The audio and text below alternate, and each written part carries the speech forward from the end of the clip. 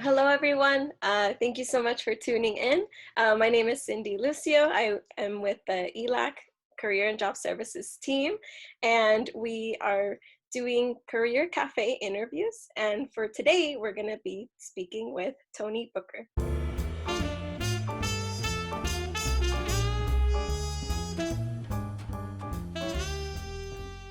So thank you so much, Tony, for joining us today. Our first question is, can you tell me a bit about your personal background and career path, and how that led you to the role you're in today? Okay. So with my background, I actually started off at Cerritos College for 2 years. There, I got an AA in business administration, and then I transferred to UC Davis, where I started off majoring in managerial economics.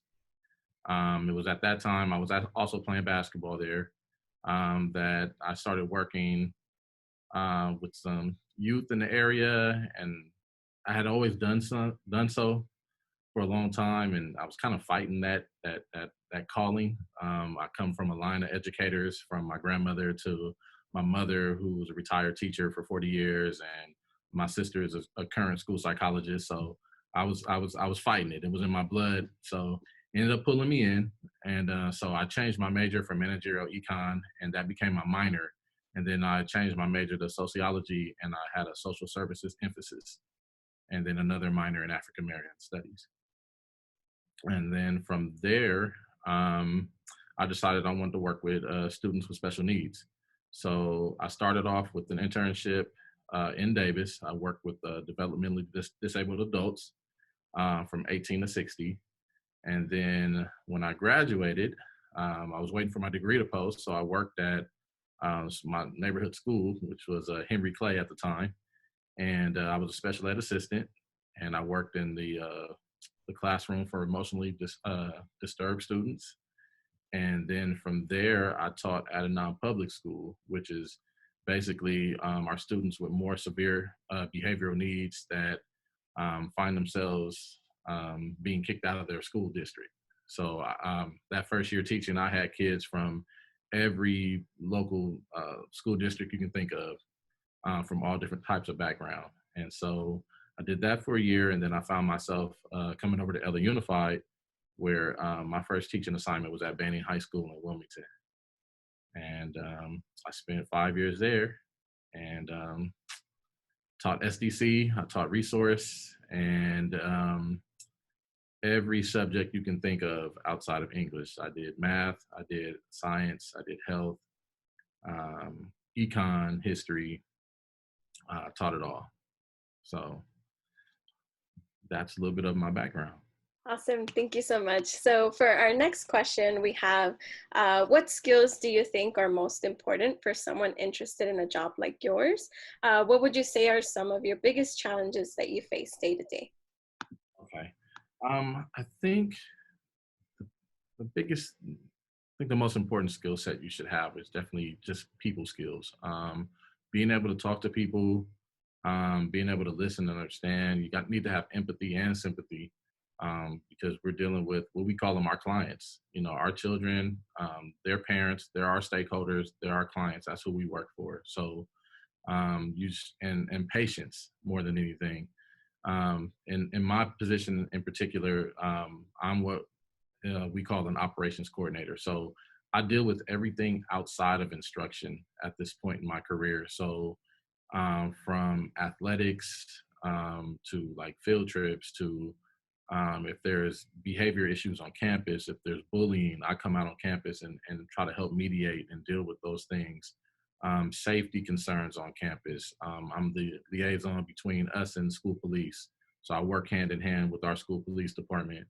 Um, and then as far as the HR side, um, I am the person, if you're a teacher, I'm the person you don't want to see. I'm the one that if I hear about any inappropriate behavior, I'm the one that comes to see that teacher, pulls them, investigates, works with law enforcement, depending on what they're accused of. And then I put the case together. I sit with our attorneys. I present the case for dismissal. So, yeah, I love my job, but yeah, you don't want to see me coming. um, but I think so with that, now we're talking about typing skills, having a good memory, being able to take really good notes. And then, like I said, I would say 80% of my job is investigating different situations. So, you know, having relationships with law enforcement or attorneys and things like that, bending their ear at, how do they ask questions? How do they present certain things? That's really important in my job.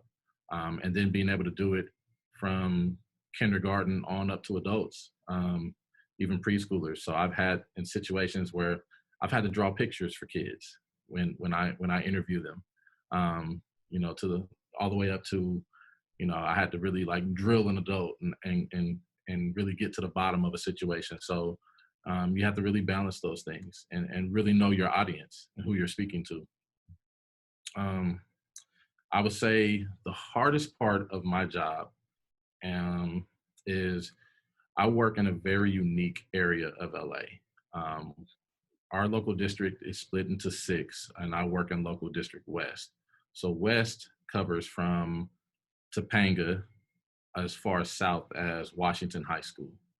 Um, and I have both of those areas. So I see two extremes every day. If you want to see a clear have and have nots, then that's what you'll see. I go from Palisades to South Central in a day.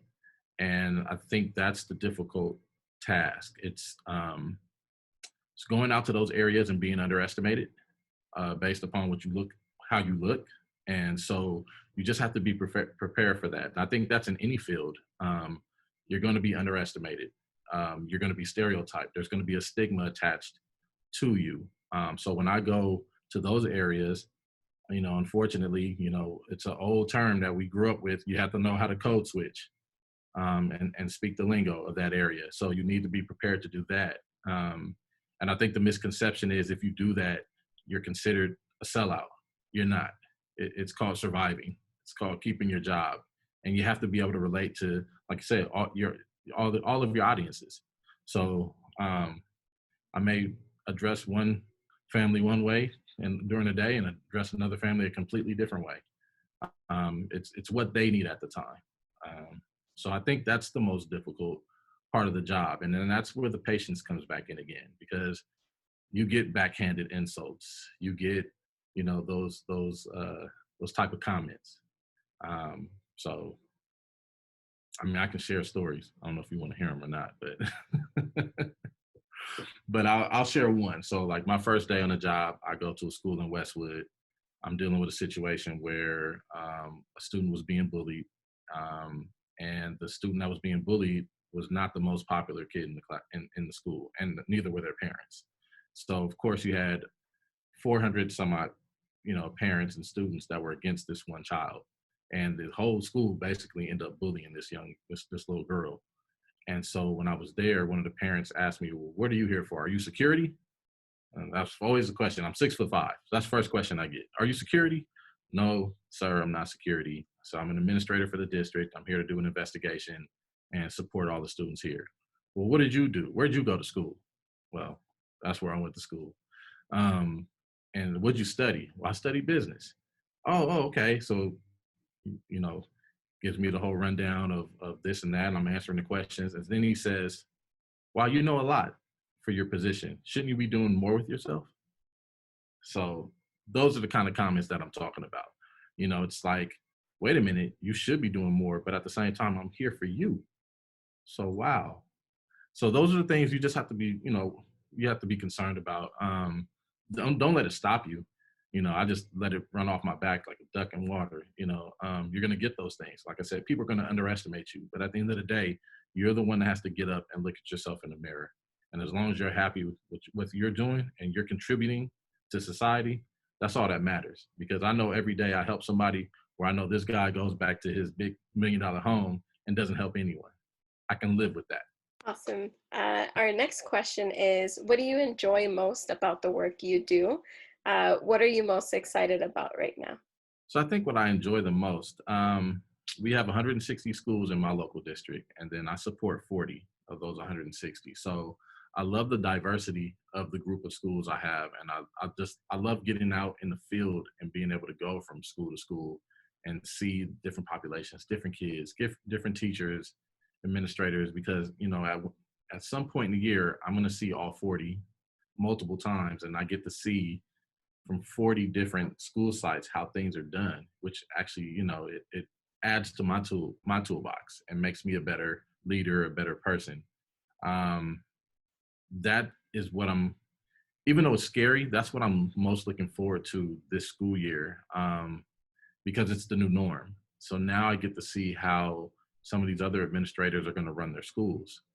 Um, and because that's the next step for me is probably a high school principalship. I've been an assistant principal. Now I'm in this role. So I'm looking forward to getting back to the school site. I do miss the kids, and having that direct impact. So, this is just a chance for me to grow individually and see how other schools are functioning and how they're reaching their kids and the level of instruction, and see what I can implement when I get my opportunity. Our next question is, what recommendations should students explore to enter this field? What would you say are common entry-level jobs? There are a couple. It depends on what you want to do. I think if you're looking at going into the general education route, there's always a teacher's assistant position. For myself, knowing that I was going to go into special education, I was a special ed assistant for a few years, and that's something that students can do. They just have to work around their schedules, though, because you need to have that.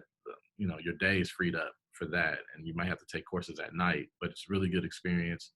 Um, I know LA Unified offers like a ladder program for our special ed assistants, so they can take courses going towards their teaching credential while they're working for the district. So there's all kind of different opportunities, but I think just to kind of get your feet wet, I think that's good. I think just volunteering at a school will help, because you really need to see everything. And I would say volunteer at different schools. Go into an area where you're not comfortable, and then go, like I said, go to the Palisades area, go to the Westwood area, and see just how different it is.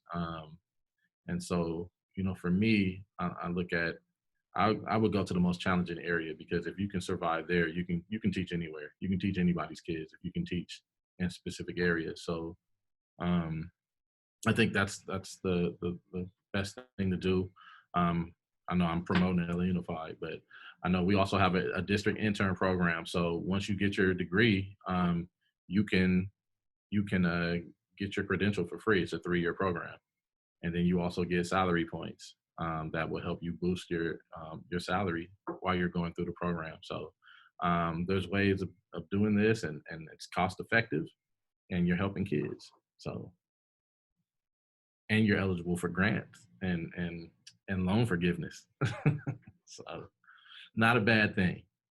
So, but I would say that I think that also my internship that I did in college was big, working at that Davis Summer House, because I got to see a lot of different disabilities and figure out if I want to do mild moderate or moderate severe, and those are the two options you have in the credential program. So I end up getting a mild moderate, but definitely hats off to the teachers that teach mod severe. It's really challenging, and you really have to have a love for dealing with the population of students. It's not easy. Kind of to follow up with that, ELAC does have certificates in special education within our child development department. So how well do you think certifications can prepare a student to be in this field? I think they're all important, definitely. And I mean, let's be honest. If you don't have them, you can't work. So you have to have them. But experience is always going to be the best teacher. And while you're in these programs, just make sure you can link up with a veteran teacher or someone. Getting in the field is the best. There's no way around it. You know, theory is great, but practice is everything. So you want to make sure that what you learn you're applying, because I think it makes it more relevant. Even if you do it later in life, if you go 4 years and don't apply anything, then you're like, wow, I wish I would have paid attention. If you're doing it year in, every year, and they say, okay, I learned this year. Let me go over here where I volunteer, or let me go into this classroom and apply this. Let's see if it works, even if it doesn't. But I'll tell you this: when it comes to education, um, pretty much anything will work if it's done with fidelity. If you commit to it, it's going to work. And but you have to make sure that you have everybody on the same team. That's the biggest hurdle. Um, so that's, yeah.